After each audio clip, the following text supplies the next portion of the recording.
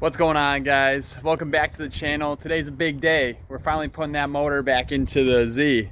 So before we get into any of that, basically what I'm doing right now is just cleaning up the engine bay, got some engine degreaser, and really trying to get those spots right now that I can't reach with the engine being in the car. And then all this like stuff up top I'll be able to get later, so I'm not really worried about any of that. It's mainly just like the frame rail and anything down on the lower like cross member and stuff. And I mean I did a pretty good job. There's like a little bit of grime in there, but it's looking good. So got a little bit of areas to still clean up and such, but we're doing that. And then in the meantime of me doing this, basically what I'm gonna do right now is I got this from Z1. Where are you? Haha. Boom. So single piece clutch line. If you guys have been following this build, episode 1 I basically went over the parts that I actually got, or episode 2 I did. So this basically eliminates this line here. So what we're gonna do is Robbie said it's a bit easier to run this with the car, or with the motor being in the car, just to the fact that it's got to like run over the tranny behind the motor and then down into its spot. So I mean, you could probably mount it up a different way, but I'm just going to do the way that he's done it because it's worked and he hasn't had any issues. So basically what I'm going to do right now is start working on deleting this line, because all this line is going to do is run from master cylinder all the way down around to the slave cylinder, and then that's all you have to bleed is the slave cylinder from now on, instead of having to bleed this and the slave. So we're going to delete this line. Deleting this line is pretty easy. As you guys can see, it bolts up here, and then what we're going to do is we're going to follow this big line here. It's going to go down into here, into this block. So it's kind of hard because those lines are in the way, but there you go. So right into this block. So what we're going to do is disconnect this and we're good to go. So you're going to come in, use a 17mm wrench, crack this open. Then what we're going to do is we're going to have to take this bracket off here. This is a 10mm, so pretty simple. I'm going to keep this bolt here because this clip actually keeps this line here, so that's good. But I'm just going to unbolt this so we can take this off. Then that line can be totally deleted. So then we got to delete the box. This line on the bottom runs down to the slave cylinder line here. So we're going to delete this whole entire thing.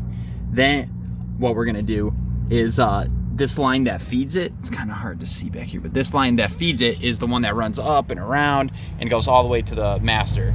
So we're going to delete that line also. So once we delete all that, then what we'll be able to do is bolt up our line to the master, and then again, like I said, like run it down to where basically it's going to meet to the slave cylinder.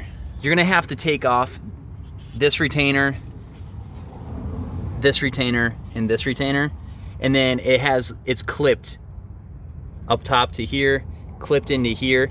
These clips are pretty easy to get to. All you have to do is grab like a little flathead, so like this guy, little flathead, and you want to see for the side where you can actually see where it's like two triangle pieces coming in together, because that's where it unclips. So you just unclip it, and then once you take these retainers off, you'll be able to feed it through, and then you're just going to go to your master right here, undo it, and there you go. Oh, that whole entire thing's deleted. We don't need it anymore. See you later. So now let's start putting this line on. So then all it is a 14mm like nut here. So I just grabbed my wrench, put it into the master, and basically we're just going to leave it like that now until we get the motor in, so then we can run the line over the tranny tunnel and behind the motor and into the slave. So super sick, easy to do. So after cleaning the engine bay and getting that single piece stainless steel clutch line on, basically we're just going to go into here, and all I got to really do is mount up the transmission to the clutch or to the motor, and we're pretty much good to go. So we're going to start getting into that now. Zach's here. Zach stopped at Leedy's shop, got me some grease so we can grease our input shaft. So all that's hooked up, connected. If you guys have any questions, you guys can refer to our old video for our clutch install. It's definitely a plus, so go ahead and check that out. But basically what we're going to do now is I'm going to lift the motor up, basically drop it down to where we can just mount up the transmission, and we're good to go. Slam it together. Hell yeah.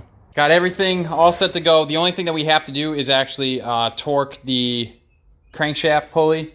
But besides that, transmission's all hooked up, bolted down. Coolant pipes are all bolted up, and Robbie actually welded them shut. So this is for that coolant bypass delete for the plenum. So those are all welded shut, good to go. Everything's good. Like I said, I bolted everything up. Robbie's doing a double check, right? Yeah, dude, they're sick. But we're doing all that. We got the car jacked up, got our jack stands under there. I just went through again and just wiped everything down that I possibly could. And like I said, it's pretty good to go. It's clean, and she's going in. She's going back in. Beep-a-da-boppy. Beep-a-da-bop. That's how she's saying. Put your tranny mount bolts in. That way I can take my hoist. Sorry, son. Kobe. I need a light. I need a light. Hey guys. Woo! It's in. He goes, what? Ouch! Go. Charlie Murphy. God, Muppet. Man's got mud on his boots, just stomping all over.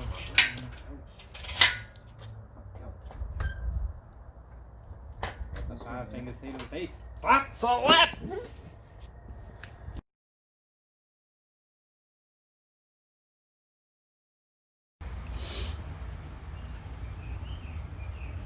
We put hours and hours and hours of work into this thing.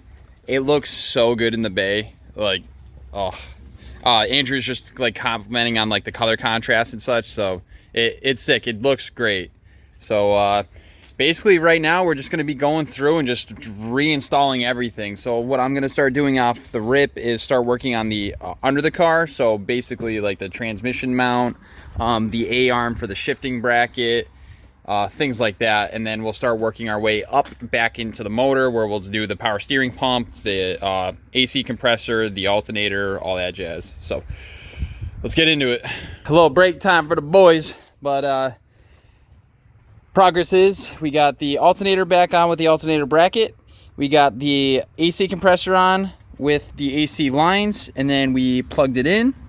So that's all good. That's all good. And then under the car, we got the drive shaft up and the heat shield, and then we also bolted up the A-arm shifter bracket to the shifter and transmission with all new hardware. And now what I'm going to do right now is add to my Z1 clutch line stainless steel single piece clutch line. So we get to take this off, because we're going to take off this from the slave, and then we're just going to connect that one line to the slave here. So I just got to unclip it from up here.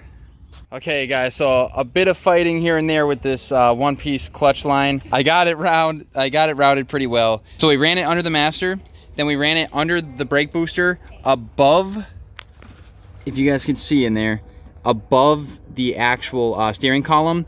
We zip tied it to the brake lines. I'm trying to get a good picture for you guys, but basically there's like brake lines that are on the firewall. We zip tied it to there, and then this harness right here, we also zip tied it to. So just make sure you go above the steering column, zip tie it, then zip tie it to this harness, and then it runs all the way along the back OEM basically placement of where we took it off. Then we came here, wrapped it around the AC lines through this heat shield here. It wraps around, down. Then I also zip tied it one more time to the brake lines here, and I also zip tied it up here. I forgot to show you guys too on this back on the brake lines. So zip tied along the brake lines, and then I ran it down. When I ran it down, I ran it straight into the actual OEM placement spot.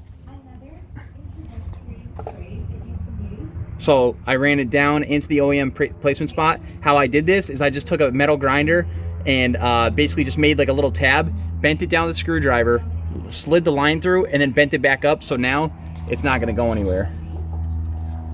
The issue that I found out with this line, it is super long from the Z1 actual kit. Brian Metzler on Facebook actually sells his own kit, and it fits way better than that, so you won't have to like run it and do crazy stuff. He actually just, it's a one simple line down to it, bang. But this is going to simplify my clutch system anyway, so unfortunately, I bought 2 of them, one for the drift car, 2. So what I'm gonna have to do is basically the same route, but since I was able to do it the one time, now I know exactly what to do, so I'll just do it again to the drift car.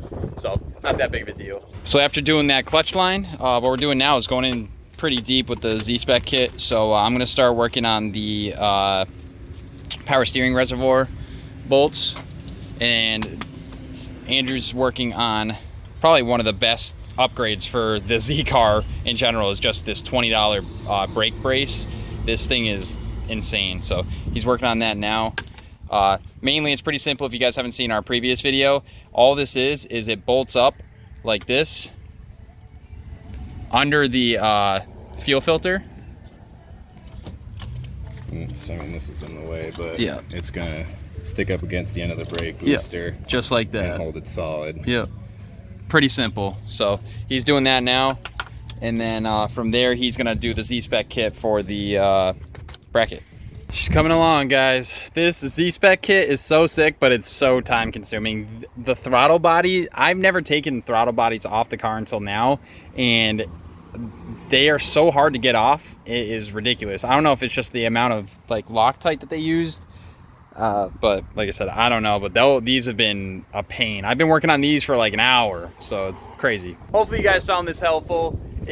Hopefully it's going to make your guys' clutch system a lot more simpler, and you're not going to have to worry about bleeding 2 different lines and such like that. But with that being said, make sure you guys subscribe up here. We have 2 other videos right here. Click on one of these videos. We got some how-to, we got some drifting videos. Definitely look at some content. I'll catch you guys in the next one. Peace.